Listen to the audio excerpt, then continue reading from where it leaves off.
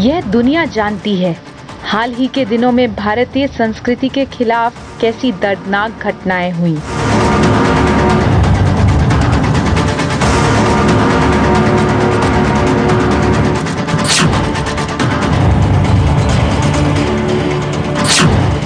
अगस्त 2013 विश्व वंदनीय संत श्री आशाराम जी बापू के खिलाफ एक फर्जी एफआईआर दायर की गई। 31 अगस्त 2013 धोखे से पूज्य बापू जी को रात 12:30 बजे गिरफ्तार कर लिया गया। करोड़ों साधक सदमे में थे।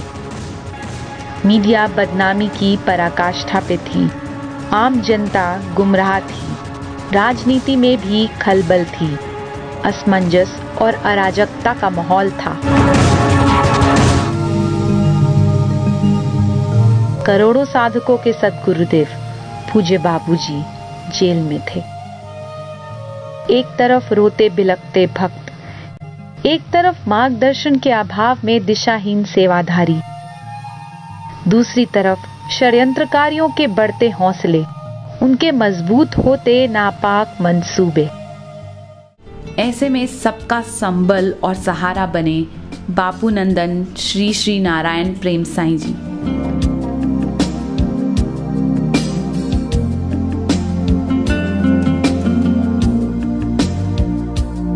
साईं जी ने सर्वप्रथम साधकों को धीरज दिया।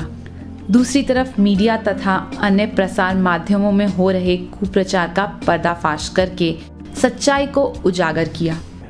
वैद्य रह चुके अमृत प्रजापति ने कहा कि उनको वो तो कुछ भी कह देते हैं, वो तो कहते हैं, अब अफीम का भी कह रहे हैं। जी, उन्होंने ये कहा कि वो अफीम और वो तो ये कह रहे हैं कि जो मैं बना के देता था। पंचेड़ आश्रम है वहाँ अफीम की खेती होती है। मध्य प्रदेश के पंचेड़ आश्रम। हाँ, तो जांच की जाए कि कहाँ पर खेती होती है। ये तो मेरे को नई जानकारी मिल रही है। वो ये कह रहे हैं कि पंचेड़ बूटी चाहिए होती है आसाराम जी को। वो पंचेड़ बूटी असल में और कुछ नहीं है, वो अफीम का ही एक ये तो जानकारी मैं मीडिया के द्वारा ही सुन रहा हूँ, उनके द्वारा सुन रहा हूँ। बाकी ऐसी कोई जानकारी मुझे नहीं है। और अगर वो अफीम बना के देते थे तो उनके ऊपर भी तो केस होना चाहिए, उनको भी तो जेल होनी चाहिए। अफीम नहीं खाते हैं आसाराम? हाँ, कैसे खाएंगे? नहीं नहीं नहीं नहीं, ये बात तो सरासर झूठ है। और ऐसे मौके पे जब बापूजी जेल में हैं तो और बदनाम करने की कोशिश की जा रही है, मैं ऐसा समझता हूँ। कोई कुछ भी कह दे। अब ये कहा जा रहा है कि पुलिस को मारने की धमकी, वो जो लड़की है उसके परिवार को मारने की धमकी। अब कोई भी धमकी दे देता है मारने की, तो वो उसके लिए बापूजी जिम्मेदार नहीं है या आश्रम जिम्मेदार नहीं है। उस दिन दिल्ली में मैं एयरपोर्ट से जब बाहर निकल रहा था, उस वक्त एक भाई थे जयपुर से जाते वक्त दिल्ली, बोले मैं रायपुर से आया हूं, मैं भी दिल्ली जा रहा हूं। स्वामी जी, मेरे घर से 50 कदम दूर लगभग 3,500-4 हजार लोग बापूजी के समर्थन में बैठे। मुझे वो साधक नहीं है, बापूजी का दीक्षित शिष्य नहीं है, उसके द्वारा ये पता चला कि 3,500 लोग रायपुर में बापूजी के समर्थन में हर रोज जो है बैठे हुए। मैं ये पूछता हूं कि ये क्या खबर नहीं है? इस खबर को क्या नहीं दिखाया जाना चाहिए? तो मैं ये प्रार्थना करता हूं कि पक्षपात जो हो रहा है वह न होना चाहिए। खबर को खबर के ढंग से दिखाना चाहिए। गलत खबर को दिखाते हैं तो जो ठीक खबर है, हमारे पक्ष की खबर है, वह भी प्रिंट मीडिया और इलेक्ट्रॉनिक मीडिया कवर करे। देश भर में हो रहे जन अभियान, संत सम्मेलनों का नेतृत्व किया, उन्हें शांतिपूर्ण सत्याग्रह का मार्गदर्शन दिया। जो लोगों को गलत एक मैसेज जा रहा, क्या जा रहा है? बापूजी के समर्थकों ने की मीडिया कर्मियों के साथ गुंडागर्दी, राइट? ये जो गुंडागर्दी की बात है, ये गुंडागर्दी जो भी हमारे दीक्षित शिष्य हैं, भक्त हैं, हमारा साधक परिवार है वो कर ही नहीं सकता, और उस भेष में अगर कोई करता है मैं उसको हमारे परिवार का नहीं मानता। साईं का प्रभाव ही कुछ ऐसा था कि झूठे आरोपों व षड्यंत्रों की आंधियां थमने लगी थी। उनका सक्रिय और सफल होना ये सब षड्यंत्रकारियों को रास नहीं आया। और फिर क्या था? षड्यंत्रकारियों के अगले निशाने पर थे युवा संत श्री श्री नारायण प्रेम साईं। 6 अक्टूबर 2013 अवसर था पूज्य बापूजी का आत्म साक्षात्कार दिवस। ऐसे अवसर पर सूरत की एक महिला ने किसी स्वार्थ एवं लालच के वशीभूत होकर साईं जी के खिलाफ एक 12 साल पुराने झूठे केस की एक फर्जी एफआईआर सूरत के जहांगीरपुरा पुलिस स्टेशन में दायर की।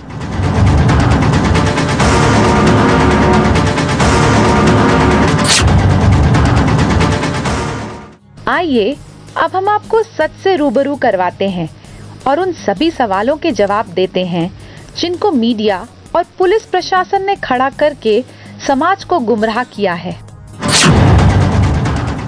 क्या सच में पूज्य श्री नारायण साईं जी कहीं भागे थे जैसा मीडिया दिखाता रहा?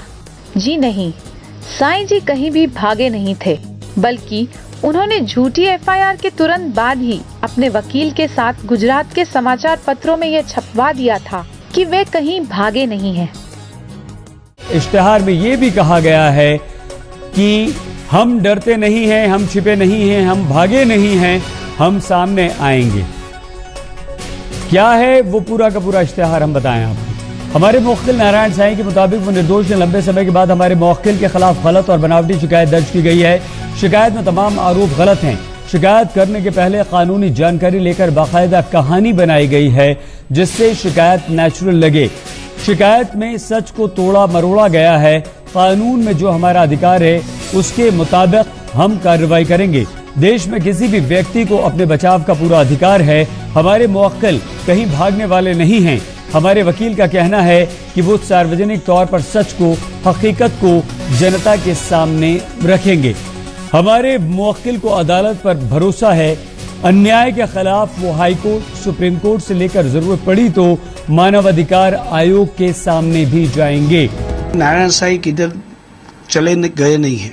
वो जो अपनी रेमेडी है, मान लो कि एंटीसिपेटरी बेल हो या गुजरात हाईकोर्ट में कुछ 482 के हिसाब से मूव करना चाहते हो, वो रेमेडी के लिए वो प्रोसीजर कर रहे हैं। हम भी इसके लिए जो कानूनी लड़त करनी पड़ती है वो करने के लिए हम भी उनकी ओर से तैयारी कर रहे हैं। इस बात का जिक्र कर रहे हैं राकेश अस्थाना इस वक्त हमारे साथ हैं, सूरत के पुलिस कमिश्नर। कमिश्नर साहब, लोग जानना चाह रहे हैं या कहें सब लोग जब हम बैठे हुए हैं तो एक जिक्र हो रहा है कि आपने कोई नोटिस दिया है क्या नारायण साईं को? नोटिस अभी कोई नहीं इशू किया। तो फिर ये खोज कैसे रहे हैं जो आपने कहा कि हमने 6 टीमें बनाई हैं? बगैर नोटिस दिए हुए भी खोजा जा सकता है। नोटिस पहले सर्व किया जाए ये कानूनी तौर पे जरूरी नहीं है, आपको लगता है?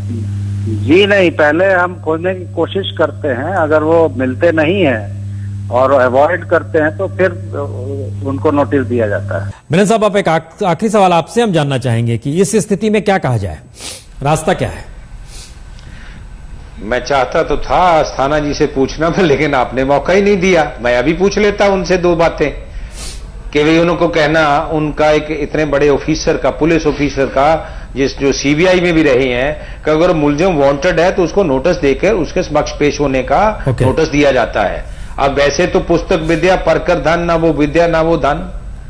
अब ये बातें मैं अब क्या कमेंट करूं उनकी बात पर, चूंकि आपके माध्यम से मैं उनसे यही रिक्वेस्ट करना चाहता हूं कि यहां भी दोनों तीनों जगह उनकी रेजिडेंस है, उन पर जाकर उनको नोटिस सर्व कराएं। अगर वो नहीं पेश होते हैं तो फिर बात आपकी सही मानी जाएगी कि वो भागे हुए। और इसी दौरान पूज्य श्री ने 10 अक्टूबर 2013 को गुजरात हाई कोर्ट में एफआईआर खारिज करने की अर्जी लगाई। साथ ही सूरत सेशन कोर्ट में 11 अक्टूबर 2013 को अग्रिम जमानत की अर्जी लगाई। साईं जी ने इस प्रकार सच्चाई की रक्षा करने के लिए अपनी कानूनी लड़ाई लड़नी आरंभ कर दी।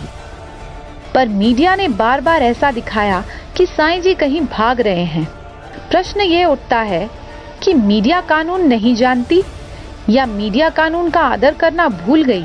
मीडिया किसी नागरिक को उसके कानूनी अधिकारों से वंचित करने का पाप क्यों करती रही? मीडिया ने ही साईं जी को भगाया, मीडिया ने ही उन्हें आरोपी घोषित किया। खेद है हमें कि लोकतंत्र का चौथा स्तंभ कहलाने वाली ये मीडिया अपना कर्तव्य भूलती जा रही थी। साईं जी का प्रत्यक्ष रूप से सामने न आने का एक और कारण था।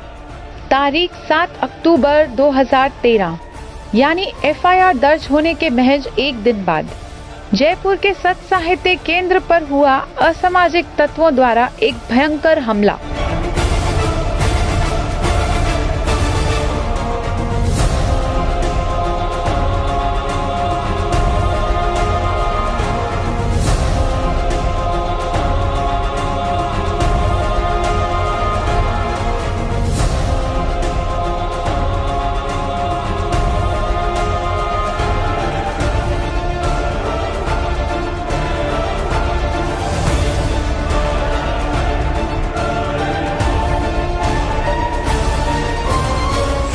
उद्देश्य साफ था, साईं जी को जान से मारना, क्योंकि उन्हें पता था साईं जी 6 अक्टूबर को यहीं थे। साईं जी तो मिले नहीं, पर 50-60 गुंडों की खूंखार टोली ने पूरा केंद्र व साईं कुटीर को तहस नहस कर डाला। साथ ही धमकियां भी दी, जहां भी मिलेंगे बाहर या जेल के अंदर हम उन्हें जिंदा नहीं छोड़ेंगे। हमारी पहुंच का अंदाजा तुम्हें अब तक तो हो ही चुका होगा। कानूनी जानकारों तथा सभी शुभचिंतकों का यही मानना था, जब तक उनकी याचिकाओं पर अदालत का अंतिम फैसला न आ जाए उनका अप्रत्यक्ष रहना ही ठीक है। अर्थात साईं जी कहीं भी भागे नहीं थे, बल्कि अप्रत्यक्ष रूप से कानूनी लड़ाई लड़ रहे थे, जो कि हर नागरिक का संवैधानिक हक है। पर उन्हें इस हक से वंचित रखने के लिए क्यों बेताब थी पुलिस? क्यों पुलिस ने अदालत का फैसला आने का इंतजार नहीं किया? मुझे इतनी बात पता है कि एंटीसिपेटरी बेल पेंडिंग है और जब भी इसका ऑर्डर आएगा, फैसला होगा, तब डिसाइड करेंगे कि वो सरेंडर करेंगे या ऊपर की कोर्ट में जाएंगे। और ये शुद्ध रूप से सब कुछ फैसले पे निर्भर है। पुराना मामला है और तमाम जगहों पे पुलिस जा रही है, छापेमारी कर रही है और यहाँ तक भी कहा जा रहा है इसमें कि इनके साथ रेप किया गया। इन सब चीजों को लेकर कैसे इसको क्लियर करेंगे आप लोग कोर्ट में कि क्या था? ऐसा है कि हर एक रेप केस में मेडिकल एविडेंस जो होता है वो बहुत इम्पोर्टेंट होता है। हमेरा ये मानना है कि 10 साल के बाद ऐसे रेप केस में मेडिकल एविडेंस कैसे आएगा? तो पूरा वो लोग का केस है वो एकदम डाउटफुल है और पीछे से सब जो इंसिडेंट बताए गए हैं वो फैब्रिकेट किए हैं।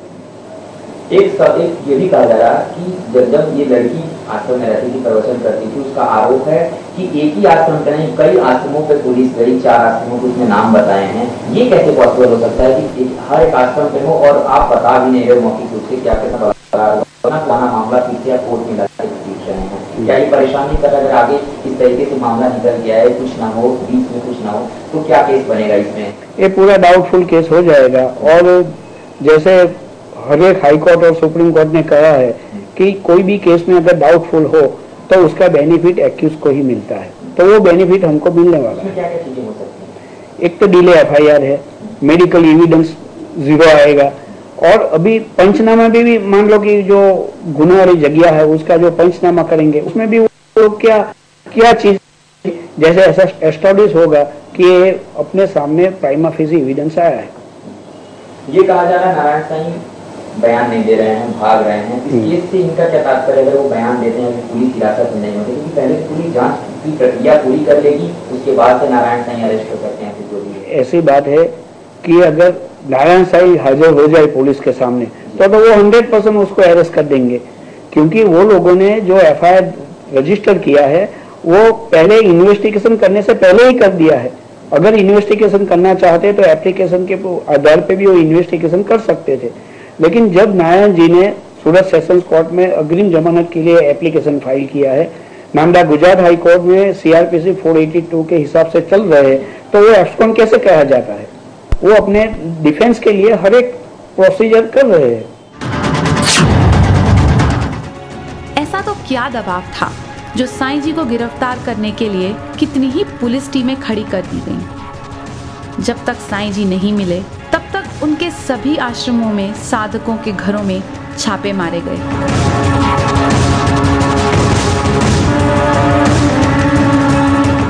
आश्रम वासियों व साधकों को गैर कानूनी ढंग से गिरफ्तार किया गया, उनकी रिमांड ली गई, उनको मारा पीटा गया। निर्दोष साधक श्री मोहित भाई जब साईं जी की कानूनी प्रक्रिया की सेवा में लगे थे तो उन्हें अचानक गिरफ्तार कर लिया गया। वह 2 दिन तक गैर कानूनी ढंग से कस्टडी में रखा गया, जबकि नियमानुसार 24 घंटे के अंदर ही मजिस्ट्रेट के सामने पेश कर देना चाहिए था। मीडिया ने अनर्गल खबरें चलाना शुरू कर दिया। कहने लगे तथाकथित दुष्कर्म के वक्त मोहित भाई वहीं थे, जबकि यह सरासर झूठ है, क्योंकि 12 साल पूर्व वे सेवाओं से जुड़े ही नहीं थे और मुंबई में रहते थे। उनके फ़ोन के व्हाट्सएप मैसेजेस को लेकर भी अफवाहें फैलाईं। यहाँ तक ये भी कहा गया कि वे किसी अपराधी वारदात को अंजाम देने की तैयारी में थे, जबकि ऐसा कुछ भी नहीं था, जिसकी पुष्टि पुलिस द्वारा भी हुई। दूसरा दृष्टांत दें तो दिल्ली आश्रम में वर्षों से सेवारत साधु स्वभाव के श्री धर्मेश भाई को भी बेवजह गिरफ्तार कर प्रताड़ित किया गया। पुलिस को उनके खिलाफ कोई पुख्ता सबूत भी नहीं मिले। एक तो नहीं, ऐसे कितने ही निर्दोष आश्रम वासियों और साधकों को अकारण प्रताड़ित किया गया। कितनों को कोर्ट में पेश किया, रिमांड ली, जेल में डाला, पर कितनों को तो कोर्ट में भी पेश नहीं किया, इलीगली डिटेन किया। 2-2, 4-4, 7-7 दिन बिना सूचित किए पुलिस ने अपनी कस्टडी में रखा।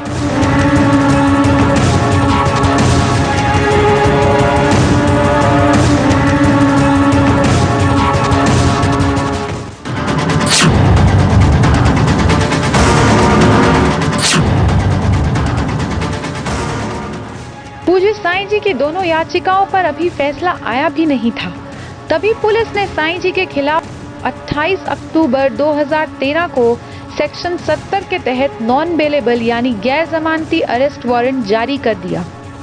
फिर चंद ही दिनों में 11 नवंबर 2013 को सेक्शन 82 के तहत भगोड़ा घोषित करने का वारंट जारी कर दिया। साथ ही उनके ऊपर 5 लाख का इनाम रख दिया गया। अभी तो ना गुनाह साबित हुआ और ना अदालत का अग्रिम जमानत की अर्जी पे फैसला आया, फिर ऐसी ज्यादती क्यों की गई? और इन सब में अत्यंत संवेदनहीनता व अपरिपक्वता का परिचय दिया मीडिया ने। ट्रायल पर ट्रायल चलाए गए, मानो मीडिया खुद ही न्यायपालिका बन गई हो। पर कुछ ही दिनों बाद जब गुजरात हाई कोर्ट ने सूरत पुलिस को फटकार लगाते हुए नॉन बेलेबल एवं भगोड़ा घोषित करने वाले दोनों वारंट को रद्द कर दिया और कहा साईं जी शुरुआत से लेकर आखिरी तक भगोड़े थे ही नहीं, उनको भगोड़ा कहना बिल्कुल गलत था, तो सवाल ये है कि मीडिया ने इस खबर को हाईलाइट क्यों नहीं किया? यहाँ तक कि चैनलों ने इसका जिक्र तक नहीं किया। मीडिया ने इतने दिन तक जिन्हें भगोड़ा बोला उनसे माफी मांगना तो दूर, पर हाई कोर्ट के इस फैसले को जनता तक पहुँचाना भी जरूरी नहीं समझा। क्या यही मीडिया की पारदर्शिता और प्रामाणिकता है?